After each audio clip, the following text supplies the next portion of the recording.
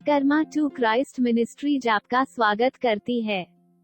आइए हम परमेश्वर के वचन पर चर्चा करें।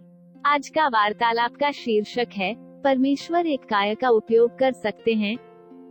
आज के बाइबल छंद हैं, न्यायियों 6 अध्याय, छंद 11-12। फिर यहोवा का दूत आकर उस बांजवृक्ष के तले बैठ गया, जो ओप्रा में अबीएजरी योआश का था, और उसका पुत्र गिदोन एक दाखस के कुंड में गेहूं इसलिए झाड़ रहा था कि उसे मिद्यानियों से छिपा रखे। उसको यहोवा के दूत ने दर्शन देकर कहा, हे शूरवीर सूरमा, यहोवा तेरे संग है। तथा 1 कुरिन्थियों 1 अध्याय, छंद 27-28। परंतु परमेश्वर ने जगत के मूर्खों को चुन लिया है कि ज्ञान वालों को लज्जित करे, और परमेश्वर ने जगत के निर्बलों को चुन लिया है कि बलवानों को लज्जित करे। और परमेश्वर ने जगत के नीचों और तुच्छों को, वरन जो हैं भी नहीं उनको भी चुन लिया, कि उन्हें जो हैं व्यर्थ ठहराए। इससे कोई फर्क नहीं पड़ता कि आप कौन हैं या आपने अब तक के जीवन में क्या हासिल किया है। परमेश्वर जानता है कि आपको कैसे विनम्र करना है। वो एक ही बार में सब कुछ छीन सकता है, और वह सब कुछ पूरी तरह से मिटा सकता है जिसके लिए आपने अपना जीवन बलिदान किया है। यह बाइबल का परमेश्वर है। हालांकि वो आपकी नकारात्मक स्थिति को सकारात्मक स्थिति में भी बदल सकता है। वह कायरों, आशाहीन व्यक्तियों और असफलताओं को महान और शक्तिशाली काम करने में गर्व महसूस करता है।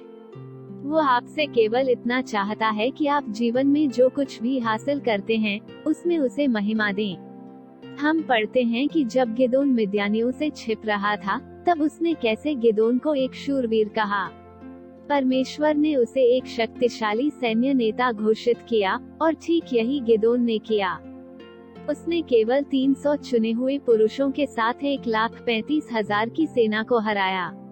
परमेश्वर ने यह बात की, और परमेश्वर ने यह किया।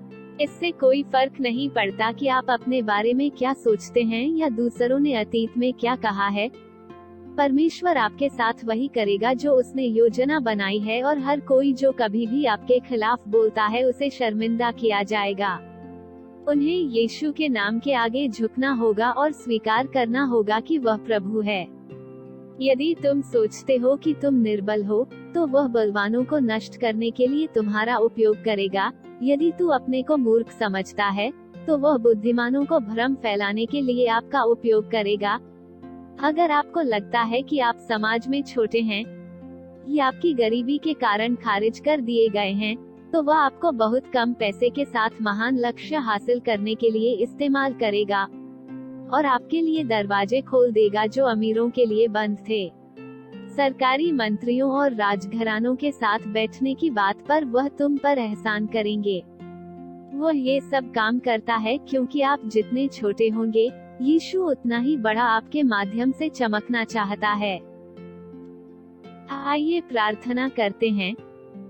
स्वर्गीय पिता, आपने हमारे जुए के बंधन को तोड़ दिया है। तुम उन लोगों को आशीर्वाद दोगे जो यहोवा का भय मानते हैं, चाहे वे छोटे हों या बड़े। वह जो इस्राएल के घराने को आशीष देता है।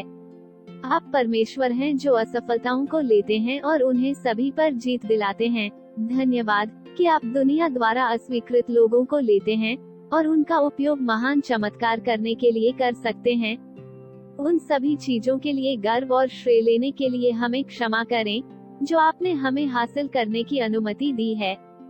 इस दिन से आगे से तेरे नाम और केवल तू ही की महिमा करने में हमारी सहायता करें। हम अपनी गलतियों या विश्वास की कमी के कारण हमारे खिलाफ बोले गए सभी नकारात्मक शब्दों को अस्वीकार करते हैं, और हम उन वादों को प्राप्त करते हैं जो आपने यीशु के माध्यम से हमसे कही हैं। सब कुछ करने के लिए अपनी ताकत पर निर्भर रहने में हमारी मदद करें, और सभी को यह देखने दे कि आप हमारे भीतर कितने महान हैं। हम घोषणा करते हैं कि हम सब कुछ उस मसीह के द्वारा कर सकते हैं जो हमें सामर्थ देता है। हम पराक्रम से नहीं, बल से नहीं, परंतु प्रभु की आत्मा से विजयी होते हैं। हम यीशु के पराक्रमी नाम में मांगते हैं। आमीन।